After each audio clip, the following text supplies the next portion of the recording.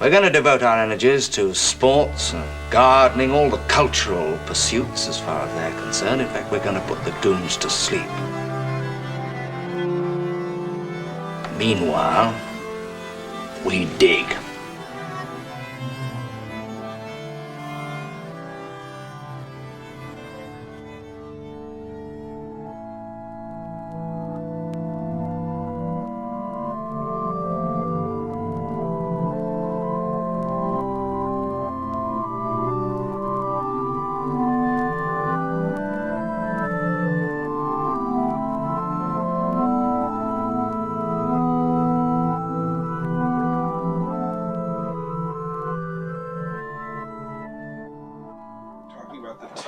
We were talking about, that your approach essentially has been to leave aside as many presuppositions as possible when approaching the text, and at the same time what would you say is most important to get to the author's intentions, to see it in its historical context? How do you usually, when you start saying, I'm going to work through Romans or something like that, how do you usually start? Mm-hmm.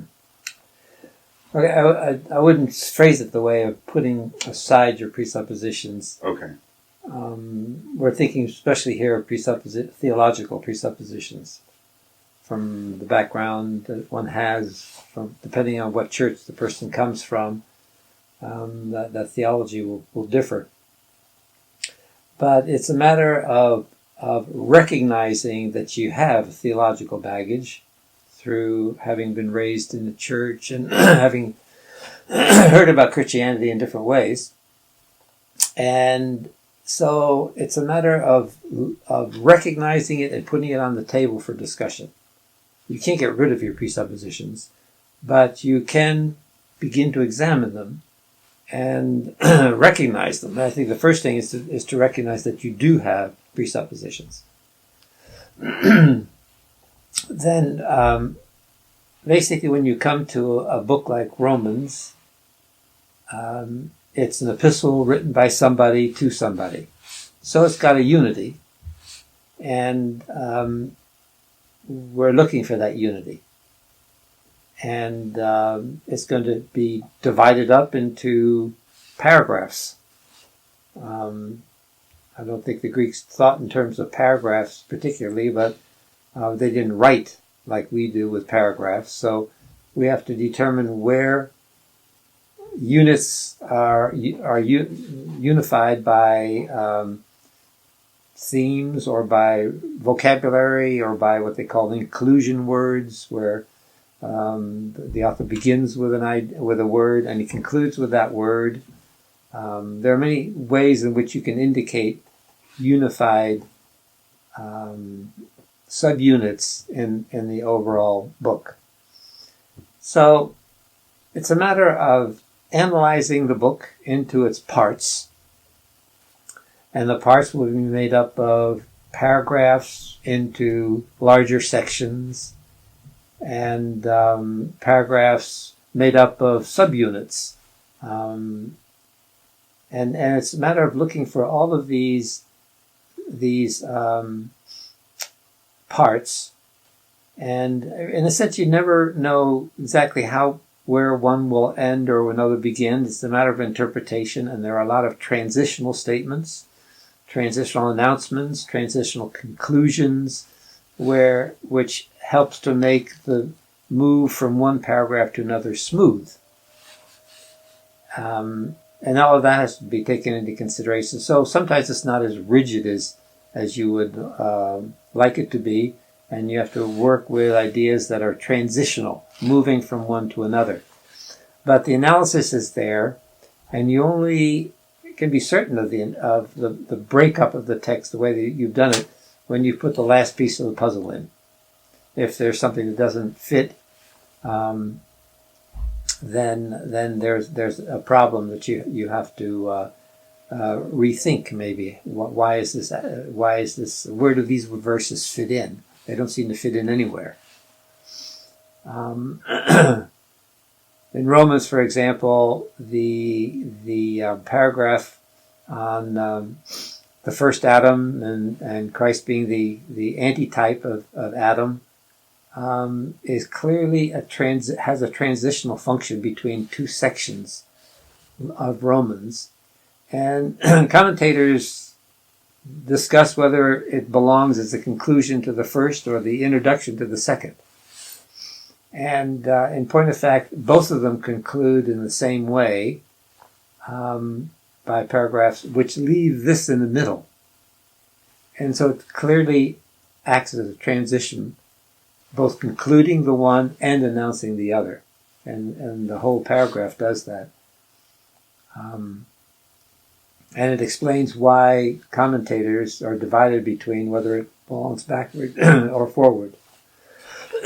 So analysis is the first thing, and then putting it all together into a whole is working at the other end of the spectrum. So you have those two elements in there that are very important. Yeah, in Romans you have that. It seems like he builds up to 8, and then 9 seems to start something new if you're just kind of coming at it randomly. Yeah. And yet, what I think if I hear what you're trying to do is to find out why it moves in that sort of direction. Yeah. Yeah. What's he doing? Why is 1 to 8 somewhat of a unity?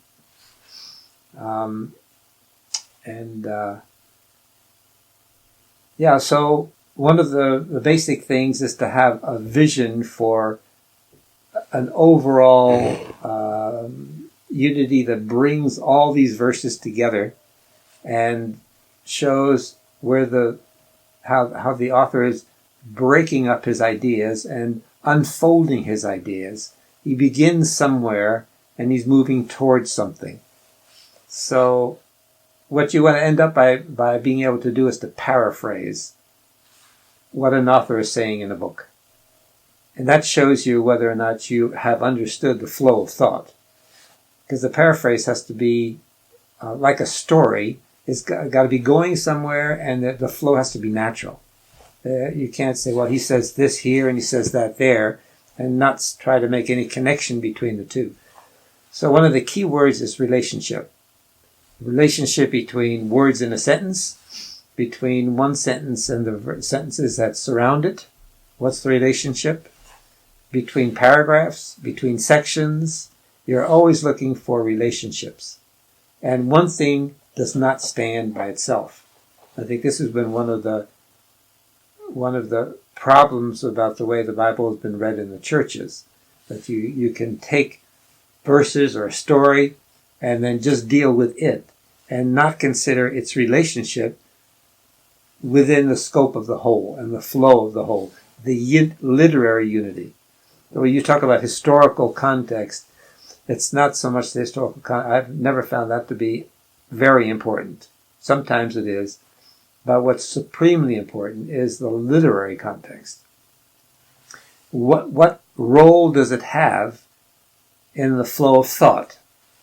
And the role can be introduction. It introduces a topic, or it could be an argument, or it can be the development of an argument, or it can be an application, or it can be a conclusion, or a transition. It has a literary function. Maybe the arguments are in a building block, where he begins here and he moves on here and he moves on here, and then you have to see it as a building block moving to something. So, this logical flow is really what you're looking for, the natural flow, and it's going to be different with every work, how they actually put it together. Since every author is different. Every author is different, and writing to different situations and so forth. Would you say that the ancient writers approached writing very differently than we do? That is to say, in their construction and how they,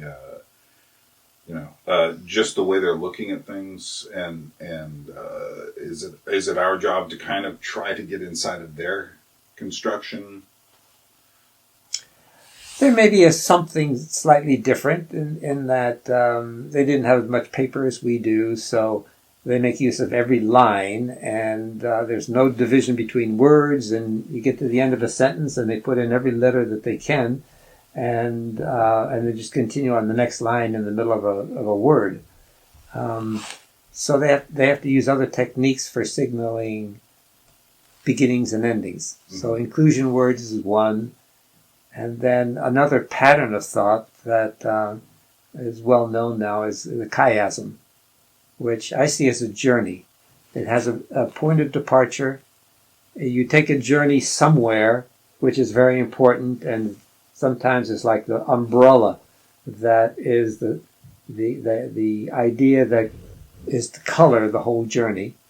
And then the return journey is follows the same stopping points along the way, arriving at the point of arrival, but adding something to now that he's gone one way and coming back, you add material to where you've gone from the outward journey. The return journey follows the same pattern, but it's going to be slightly different. And that's really what a chiasm, the value of a chiasm. It's a way of unfolding a thought, like taking a journey.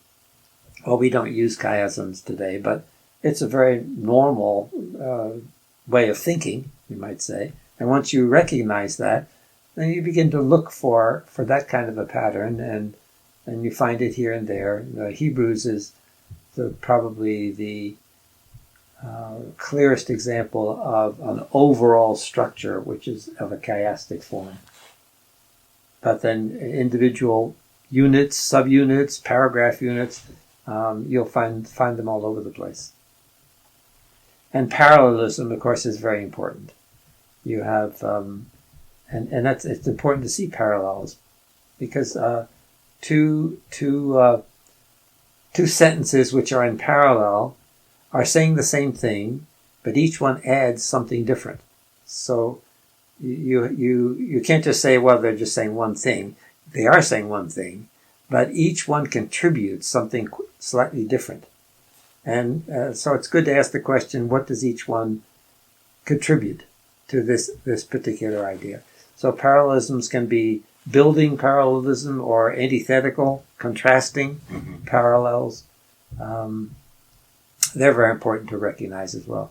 The literary functions, parallelisms, these different style techniques, and then the important thing is asking the right question of the text. This is something that often you come to a text and you're not quite sure what the problem is, and so you don't really know what the question is, and you got to look for the question. The question is, basically, is why is the author saying? This is getting into a slightly different topic, but that's all right. What I've discovered by studying the scriptures this way is that every ecclesiastical institution exists because it has its own doctrinal standards, its own rituals, its own liturgies. It has something that's different from the church down the road. Otherwise, there would be no reason for it to be a different kind of an organization. But they all are differ from each other because they react. There has been in the past a reaction against one church that's gone too far in one direction, and we don't believe that. So we're going to set up ideas and ways of worshiping and emphasizing certain things that's particular to us. So you have all these divisions. And depending on which one of these divisions you are raised in, you have a set of theological baggage where you were told what is orthodoxy, what is Christianity all about, and these are the things that in conservative circles the problem is compounded by the fact that their theology is presented in terms of this is what the Bible says. So people expect to find it in the Bible. And then sometimes they question, I don't quite see where it is in the Bible. And then you might have a few proof texts that support the idea. But there you have this idea, this is what I'm going to find in the Bible. And that's something that you have to put on the table and say, maybe I'll find it, maybe I won't. But if I'm honest to the text, and that's the problem, being honest to the text, and not forcing the text to fit into the ideas that I've been given, that's one of the things that gets in the way of doing real Bible study. Yeah, I've found that that really happens. It happens in many fields, but you can see it most vividly in all the things related to the second coming and how people patchwork things together. And I went through a period when I was younger where suddenly I thought, well, I'm supposed to believe that the rapture comes 7 years before the tribulation and all of this, and then you start to see that the case for that is just full of holes. Yeah. And it doesn't actually, when you go to those verses where it says one person's taken, the other one left still, and then the disciples say, well, where, Lord? And he starts talking about Noah and such, and suddenly you realize, wait, this is really judgment. When you go back to the actual text, that this stuff is cobbled together from. Yeah. But there is that terrible thing of cobbling together verses, and I think that really gets in the way. You take verses out of context and try to put them together, and you have some a truth that is human made. It's no longer says what in its context its significance has.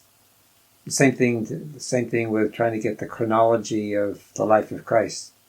If you try to do that, then you break up the literary structures that are there. You no longer have that to guide you in understanding the meaning of the text. And do you simply not worry about the connections between books that much? That is to say, because you get into one book. Now, how does this relate to the larger grouping we have that we call the Bible or the New Testament? Yeah. Those kinds of things. Yeah.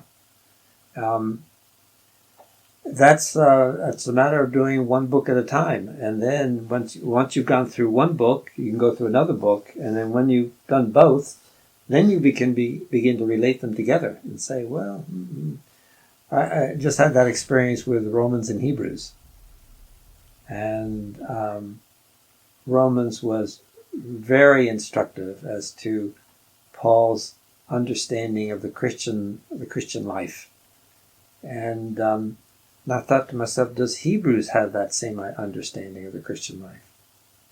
And so I went through with that question in mind, and keeping it in relationship to what is the author dealing with. He's not dealing with the same problems that Romans is, and but I came to the conclusion that his idea of the Christian life is exactly the same when you put together all of the various texts that are related to it. So, yeah, I think it's very exciting to see how different and related, unified, the individual books are. They're moving in the same direction, and each one contributes its own thing. Hebrews definitely contributes something that Romans doesn't have, nor any of the other New Testament writers have. But then Paul goes very deeply into in taking the gospel and understanding it in the Old Testament in terms of the gospel. Of course, Hebrews does that too. Then they both bring out the great superiority of what Christ has done over the Old Testament, but in different ways. So yeah, that's definitely something work to, but the Bible is an open-ended book. I think that's the main thing to keep in mind. There'll always be new commentaries because we never come to the end of exploring these multitudes of relationships between words and sentences and see new factors. But either we're in moving in the right direction, or we're moving in the wrong direction. I think that's the key. Either we're on the right road to interpreting it, or not. So, if I'm getting you correctly, the right direction would be in the relationship, seeing the relationships within the text, and in a sense, looking to see what's actually there. And maybe the wrong direction would be to harden into kind of fossilized versions of what these things are supposed to be, and so that we never change our view of them. Am I reading that? Yeah, the way I would put that is that either you look for the relationship between this and that, between what's said here and what preceded and what followed. How has he moved from here to here? And how does this prepare for that? Relationships. And the other way is, this is what he says here, and this is what it means. No relationships. You're not looking for any relationship. It stands by itself. And that's taking it out of context. That's the big danger of most Bible studies, most preaching, most exegetical things. This is what he says here, and this is what he says here, and this is what he says here. And there's no attempt to see the flow from one thing to another. And that's the flow and relationship. Those are two ideas that hang together. You won't see the flow until you've discovered the relationships that are there. And it's a heady experience, because you have new ideas all of a sudden. And you're forced on making on looking for connections that are not obvious. And one of my favorite examples of that is in Luke, where he has a Sermon on the Mount, followed by two power deeds: the centurion's servant who was healed, his son who was healed, his boy who was healed, and the widow whose son died. And you can move from one to the other. You don't see any obvious connections until you raise the question, is there a connection? Why does he place these two power deeds right after the Sermon on the Mount, on his version of the Sermon on the Mount? Well, when you examine the Sermon on the Mount, you see that there's an introduction in the Beatitudes and the woes, and it has this conclusion in all the parables about hearing and doing. It's not just a matter of hearing. And then the main body of the sermon is on loving your enemy and on those who are in your way, you might say. So love as far as your enemy and everything in between. So, okay, taking that main theme, loving your enemy, keeping that in mind, then how do these power deeds relate to that idea? So, first thing that came to mind was a centurion. For a Jew, the centurion was a foreign ruler. He was a Roman, and therefore he would have been, in the Old Testament context, an enemy. But when you read the whole event, this centurion turns out to be a friend of the Jews. He built them the synagogue. He's not worthy to come directly to Jesus. He goes through the Jews. He has a very high regard for the Jews. And as a matter of fact, his faith turns out to be greater than anyone in Israel. And what it does is, it says, this is not the kind of enemy that I have in mind. Mm-hmm. It's not a political person. And the enemy, he's already told us who the enemy is. It's, in the Beatitudes, it's those who persecute you for righteousness' sake and for Christ's sake. So in a sense, that event says something about enemies. Who are the enemies? Who are your real enemies? And who are not your enemies? And then when you get to the second one, which happened on the next day, and those kind of connections, I think, have as much a literary significance as historical. It's the next day. In other words, these two parodies are put together. So taking place on the next day, we'll still think of what's the relationship between this and the Sermon on the Mount. And, of course, the main point of the story of the widow who lost her son is Jesus' compassion. And is a compassion that extends to even raising the son from the dead and giving the son back to the mother. The whole significance of the resurrection is as an act of compassion towards the mother. And compassion is one of the key elements. In relationship to the Sermon on the Mount, they turn out to be commentaries on the Sermon on the Mount, developing the Sermon on the Mount, and therefore very tied into the Sermon on the Mount, and very unified. And it's looking for those relationships that are not obvious at first, and you might think there are no connections, but that's coming back to this idea that it's heady. We have to use our imaginations and look for relationships that are not obvious. And this is the way that we might say this is a factor in the way that the New Testament writers compose their works. They leave a lot up to the author. They say enough to direct attention in the right direction, but by placing them side by side, and yet it's up to us to look for these relationships that are not obvious. Sometimes they are, and that's a clue that the others are too, even though we may not see them immediately. We have to look for them. Well, I think there's a common way in which people read the scriptures, in which they tend to look at the Gospels as just one event after another.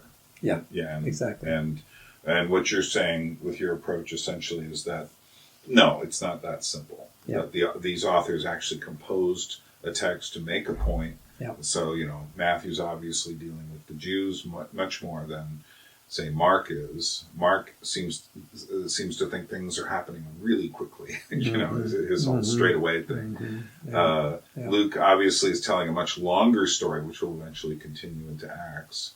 And John has his very specific view of things as well. Yeah.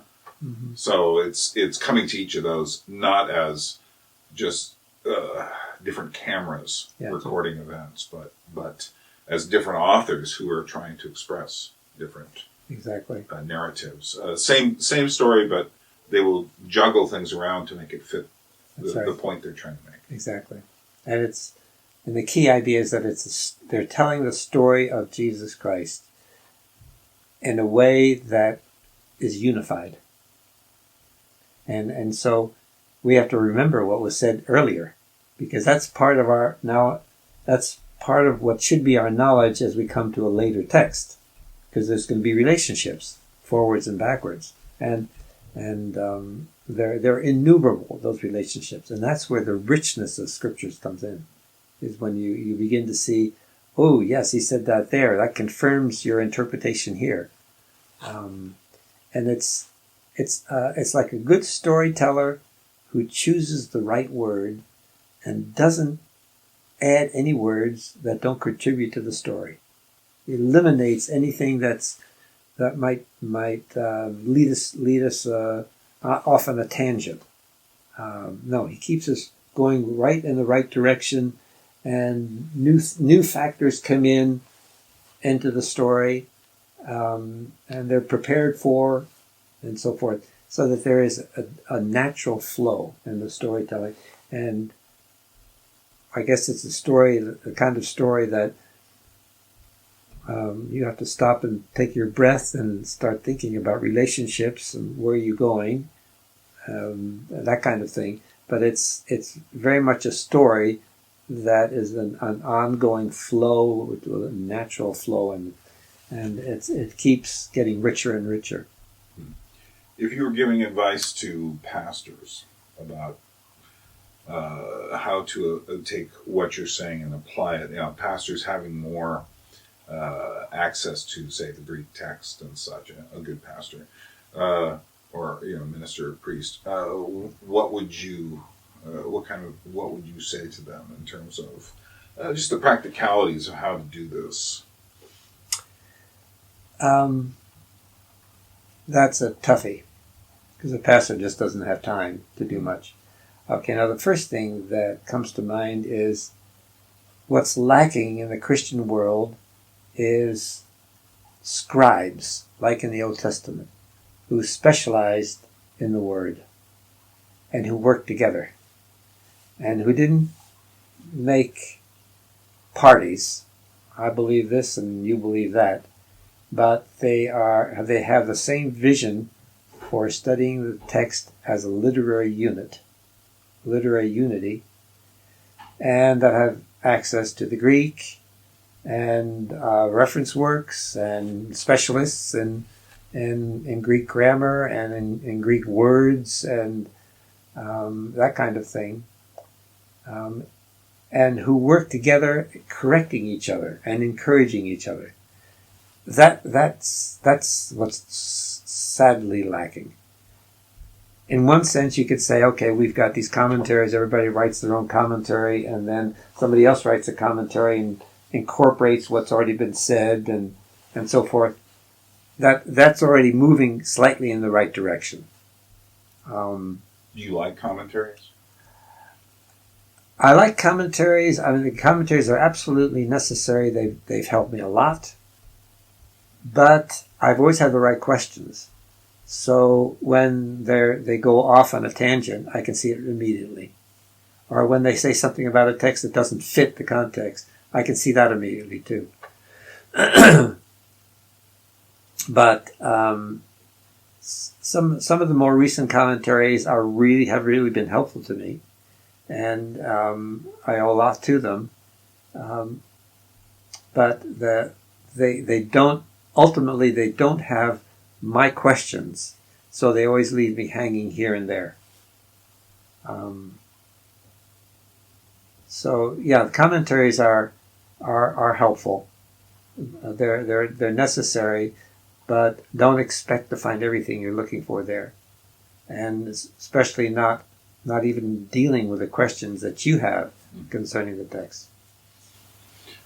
I like your scribe idea. I think it's kind of fascinating. I had a friend who said recently, those of us who still read and write are, the way our society is drifting. And you have so many people now who their primary experience of knowledge is coming through visual means rather than written means. And it's almost like we're becoming a scribal class, those who continue with literature and such.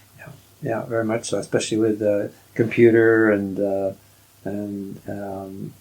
smartphones and the iPods and iPads and things.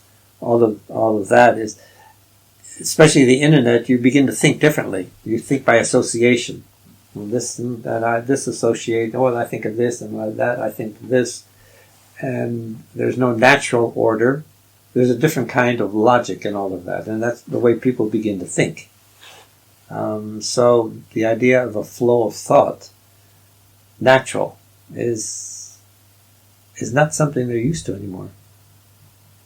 Do you think in your lifetime that's changed? That is, people used to be, say, in the 70s or 50s, or at some point, just in your experience, do you think people were more accepting of the discipline it takes to make a logical series of observations or statements, or do you think what we're seeing now is something radically different from knowledge in the past? Yeah, well, I can't talk about people, right? But what I do see is that the influence of the internet is to create this association logic rather than a natural flow logic. That's quite obvious. Yeah, in Marshall McLuhan's terms, the internet's a collage, and even when people read articles, it's so tempting to just skim the article, and you get about a third of the way down, and then you go to something else. Yeah. And of course, they have all the hypertext in it that'll link you there. When I was working on this one novel, a few years back, I had to do it by hand, and I had to make sure I wasn't connected to the internet, because otherwise the temptation is, I'm getting an idea and I wonder what that looks like, and then as soon as I do that, I've broken my train of thought. For the pastors, the problem is that they've never had a good training in studying the scriptures this way in the seminaries. No seminary does this. They're all into theology, practical stuff, you name it, but there is no centrality of the scriptures. Even in the conservative groups, they are as adamant about their theological points of view, as those who are not conservative, I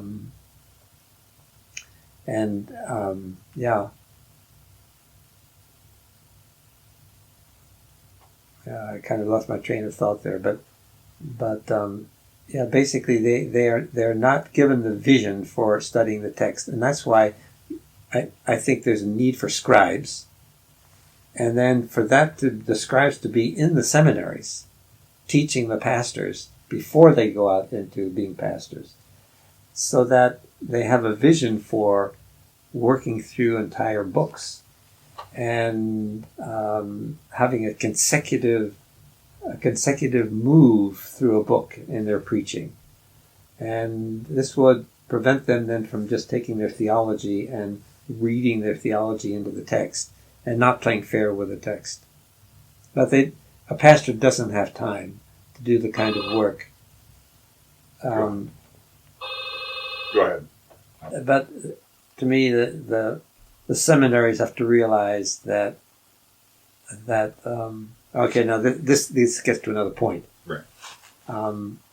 What is the basis of Christianity? How do we know what is Christianity? And that's one of the things I got from Schaeffer was the Reformed principle of sola scriptura. Mm-hmm. And I just always assumed that this is the only way to find out what is true theology. Because there's so many diverse opinions, I'm not going to go ask each theologian what they think. I have to get back to the scriptures to find out where they all fit in or don't fit in. So, sola scriptura is something that I really feel is key and has been lost in all the seminaries, even the conservative seminaries. And even in the Reformed movement, there is more emphasis now on their theology than there is on the sola scriptura. And so, by faith alone, by grace alone, these are theological points of view, and they take precedence over the scriptures alone. And it should be the other way around. The scriptures alone should be the key. And then you can see whether or not faith alone or grace alone is valid or not. Because they're interpretations, and they may be half right or not. And so sola scriptura, and the only way to get to the meaning of the scriptures is by taking this literary approach. And so I guess you'd have to, first of all, all the seminaries need to have that vision for getting back to the scriptures, and that's who the real Christ is. And the real Christ of the New Testament is quite significantly different from distorted versions you have in all the institutionalized churches. All of them, without exception. Mm-hmm. Because they all follow the same methodology, Right. which is human rationalism. And they don't actually go back to an honest study of the scriptures. Mm-hmm. So, for those people who are, obviously pastors are under the gun, so to speak, to produce and to do. So that makes it difficult for them. Nevertheless, I think they can take some of what you say, and especially if they get it early enough in their training, Well, what about the individual who doesn't have, I don't have any particular Greek knowledge. I do have a Vines at home, and I can look things up like that. But how do you think the individual who how should we do it? What sort of resources might be helpful in putting this together? I mean, obviously, I think if I understand you correctly, just looking at what's there and trying to understand it is very helpful without necessarily having all the Greek, or say, behind you or something. However, it certainly is even more beneficial when you do. So, what do you say to the average person? Yeah. Well, the translations lose a good number of literary clues by seeking for a smooth English translation and by giving the sense of the text rather than showing us what words are actually being used. So there's a real problem with just using English. There are a lot of translations that lead you astray and they use words that have connotations that are anything but Greek. So there's a real problem. I think that's the first thing. Now, I felt that for a person who's really serious, if you learn the Greek alphabet and you had 5 or 6 works, reference works, plus commentaries, you would have what you need to do this kind of work. Because you need the alphabet, you need to recognize the alphabet and the words, and from that you can go to a lexicon that'll tell you exactly what form of the word this is, what root it comes from, whether it's a noun or a verb, and it will parse it for you and so forth. And then you can go to a dictionary, a lexicon that will define the words. And an interlinear, perhaps, that will give you the English equivalent to the Greek words that are there. That's not always successful, but that would be another aspect of things. And then a concordance that's based on the Greek word, not on the English word, but on the Greek word. Those are the basic ones, I would think. The commentaries would deal with any grammatical questions that come up. They would be pretty good at that for most of them. But in my studies, what I've tried to do is to come up with an English translation that is Greekified, and it's hard to read, especially because the word order is different, and the choice of words is not the right one. We wouldn't say it this way in English, that kind of thing. But it has the value of locating the Greek words and telling you what the Greek words are, so you can work from there and find and see clues, literary clues that are there in the Greek text that would be not visible in the English text. Yeah, so it takes a lot, and I think there are some programs on the internet, Quick Verse, I think, something like that, where you can look up a word and find out what the Hebrew word is for the Old Testament or the Greek word is for the New, and they will give you their version of what it means.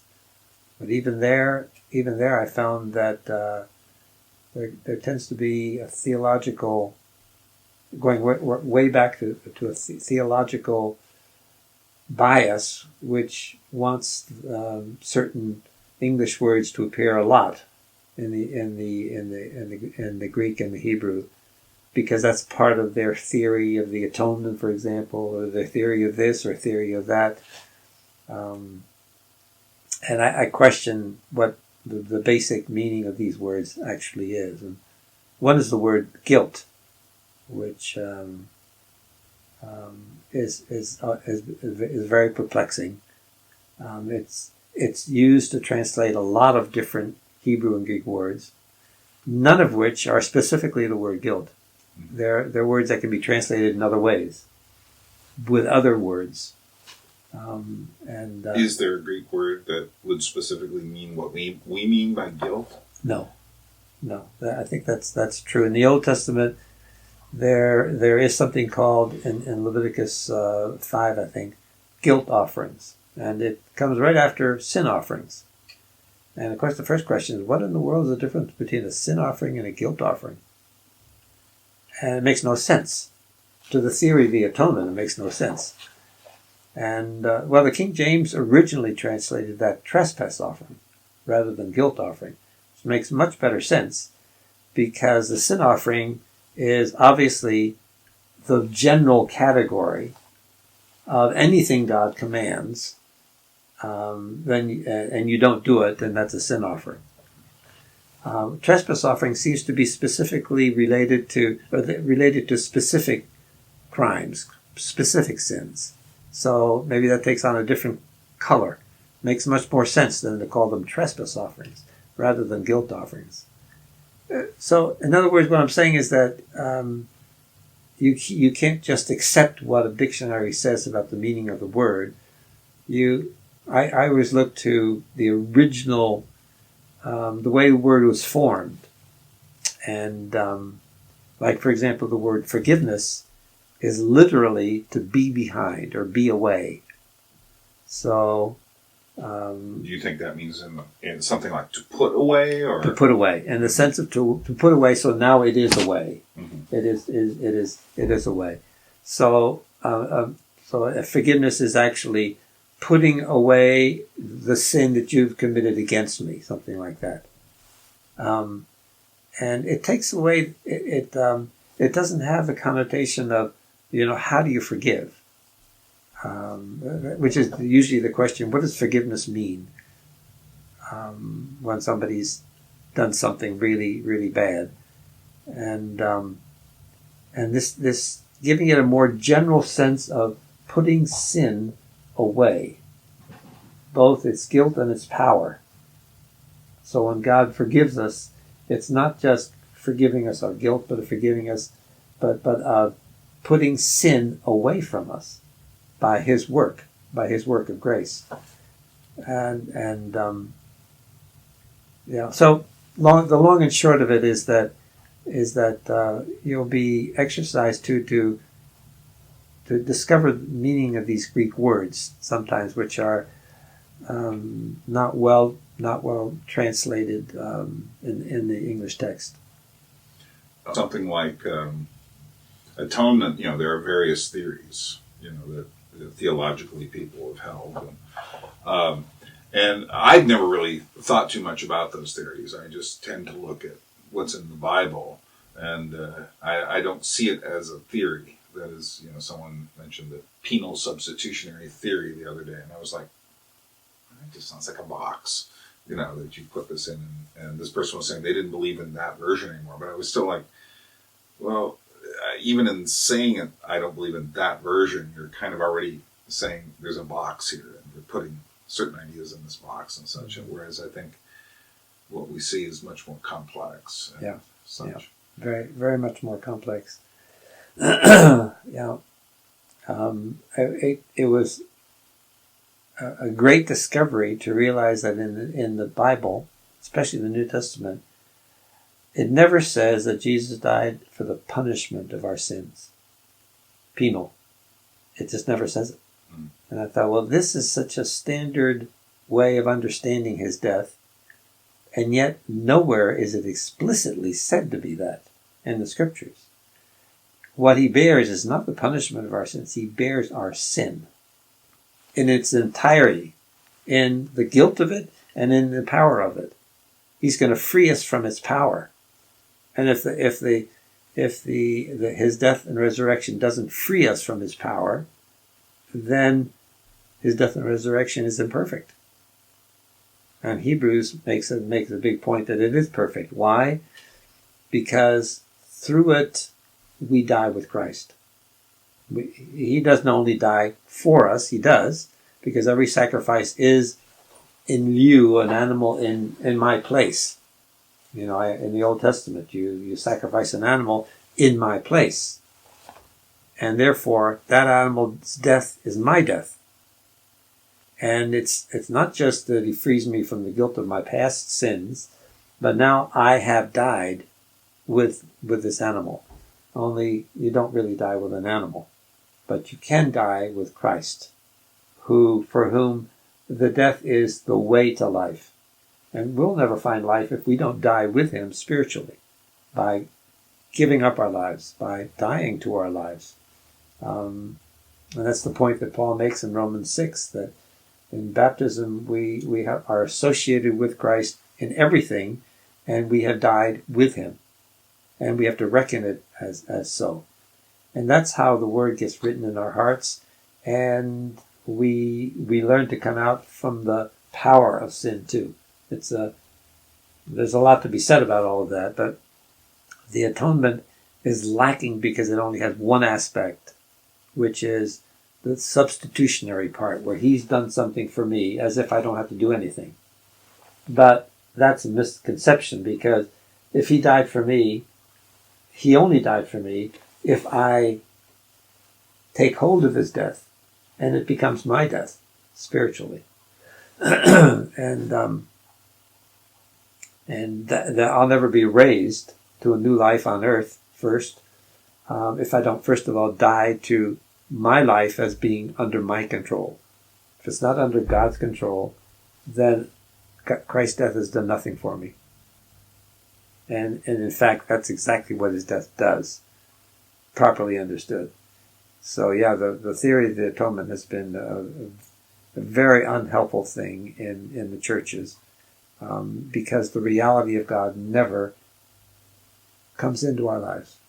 It can't possibly come into our lives until we actually die with him spiritually.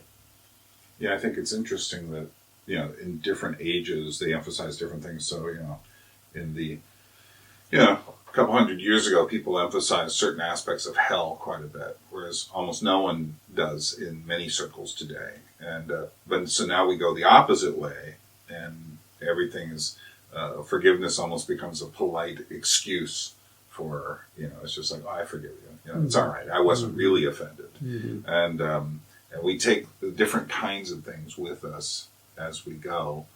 And it's difficult to sometimes pull those things, inside of us out. And I've always found like, okay, the real question. And I think this is the problem with your approach for many people is that it's a living approach. It doesn't eventually harden into a static theology. And I think, in a sense, our relationship with Christ is like that as well. And so that, and those are very difficult for people because they involve real faith, which I look at as an active growing trust in a relationship. Yeah. Yeah, exactly. It's the whole idea of becoming disciples of Christ is to follow him through his ministry and learn. So you're constantly learning. And this is a process which is moving you in the right direction. So it's not going nowhere, but it's never a closed door. You always have something more to learn. And yeah, as you say, theology is a fixed thing, doesn't budge. And nobody's allowed to touch it because it's orthodoxy. And it's a closed thing. Whereas the Bible is an open-ended, where you're moving in the right direction, and it's a living experience. Yeah, just like being a disciple of Christ is a living experience. Mm-hmm. What do you think of kind of neo-orthodox project, Bart and those folks?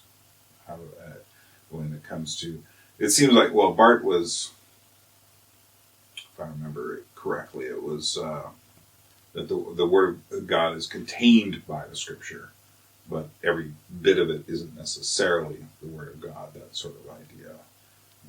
Are you in agreement with that, or do you see that as limiting in itself? Or well, I think that Bart had a theological agenda as well as any church had, and he kind of imposed that transcendental view, this otherness of God point of view onto the scriptures. It's quite clear. So he wasn't totally honest to the scriptures. He hadn't taken his presuppositions and put them on the table for discussion. Mm-hmm. He's using that to interpret the scriptures.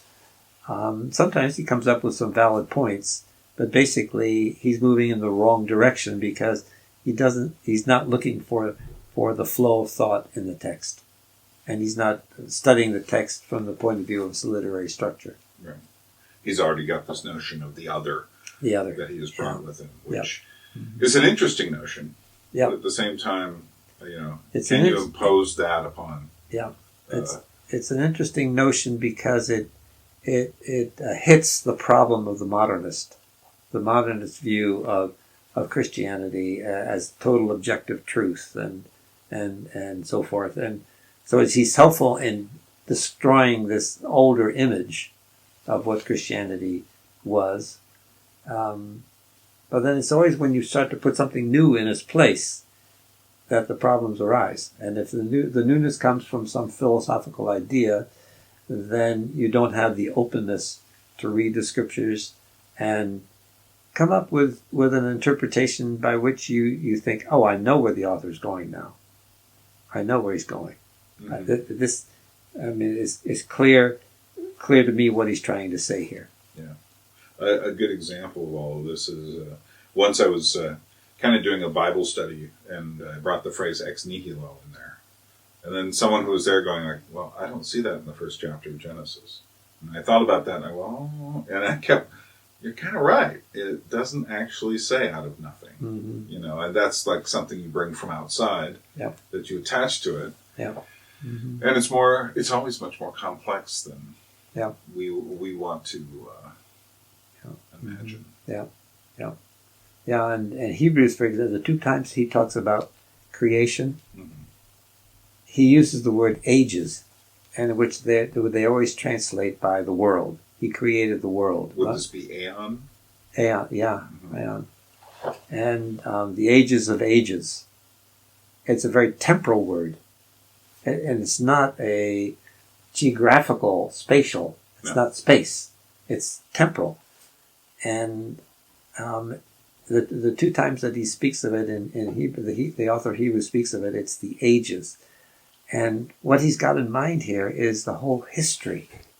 It's the history of God speaking through prophets and now speaking through his Son. There's a temporalness in all of this. And what's important from the Hebrews point of view is seeing that God is moving in history. There is a flow, and Jesus is behind that whole flow because it culminates in him. There's another example where a clearly temporal word is used in a spatial sense that you don't find anywhere else. The eternal life is the life of the eon, the life of the age. It's the life of the messianic age. And so it's not just a matter of eternity, which I've always found a strange notion because I'm not quite sure what eternity is. Right. So in other words, our kind of general notion of eternal life is really kind of vague and fuzzy. Vague, fuzzy, and it's I find that difficult. It's the age of the Messiah. Okay, that makes sense. Now I know the Messiah is going to reign here, and righteousness is going to be here, and okay, now I have some matter here that I can understand what the age is all about. But eternal age seems to me something frozen, silent, nothing happening, no movement.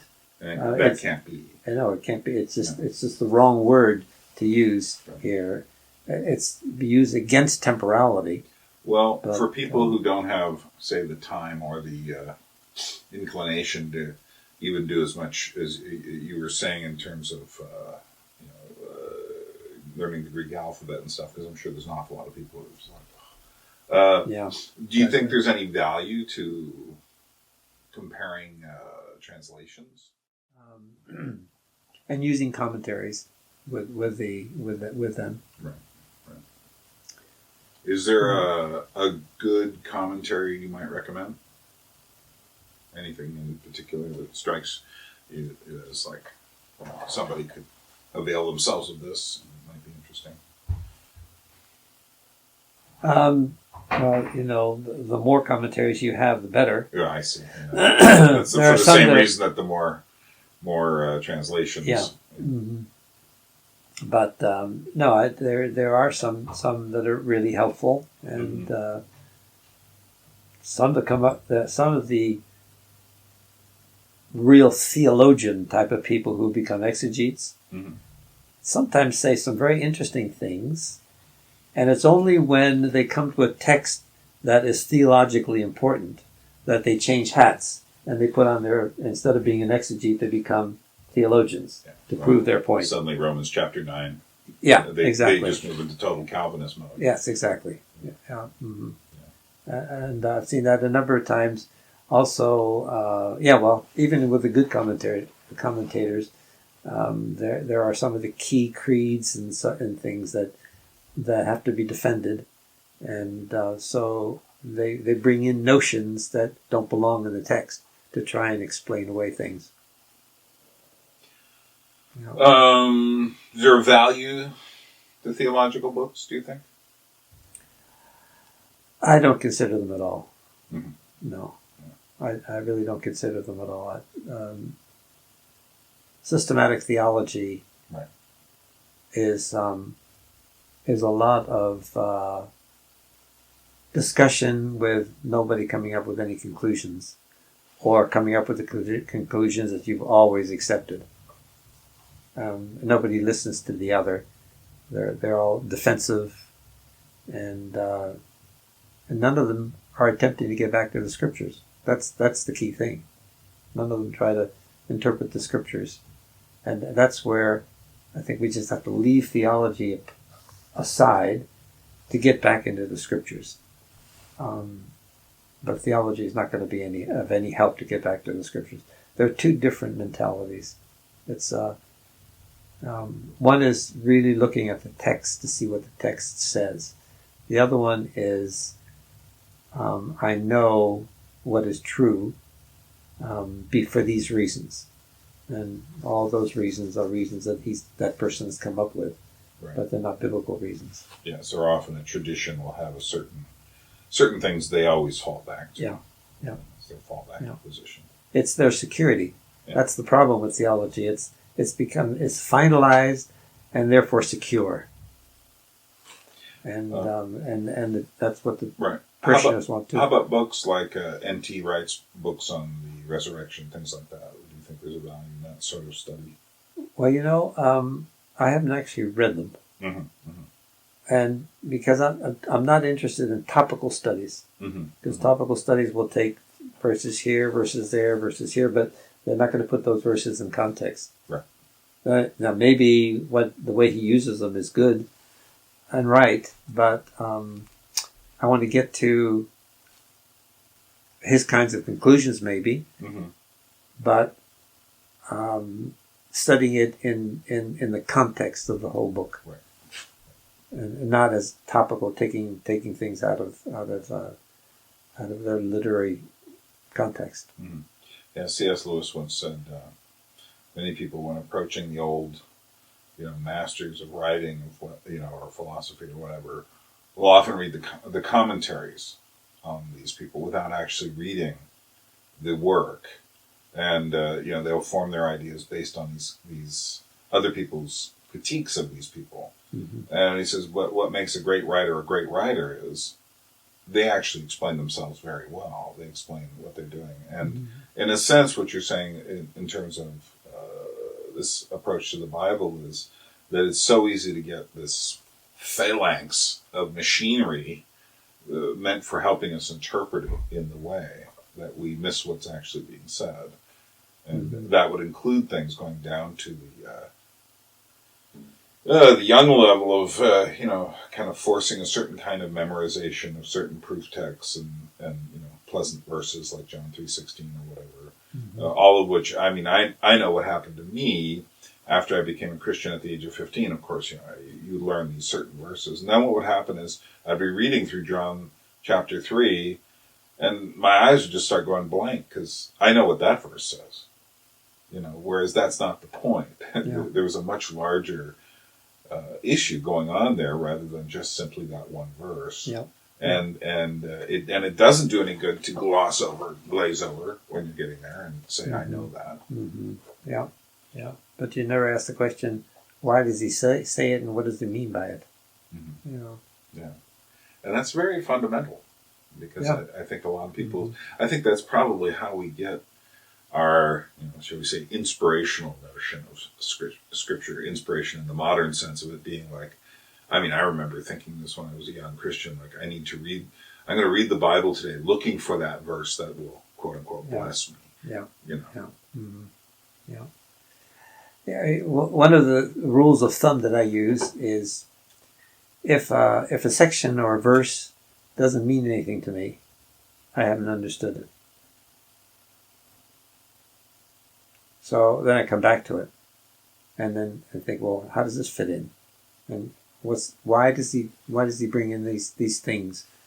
What's the significance of it? And then I've got the right question, and usually come up with answers. Mm-hmm. But you need the right question if you're going to look look for the answers, right. And find the answers. Well, my battery's flashing at me, but we're still going, so this looks like a good place to pause and stop. And okay. I think I've gotten enough. Good. Yeah. Mm-hmm. Are you going to?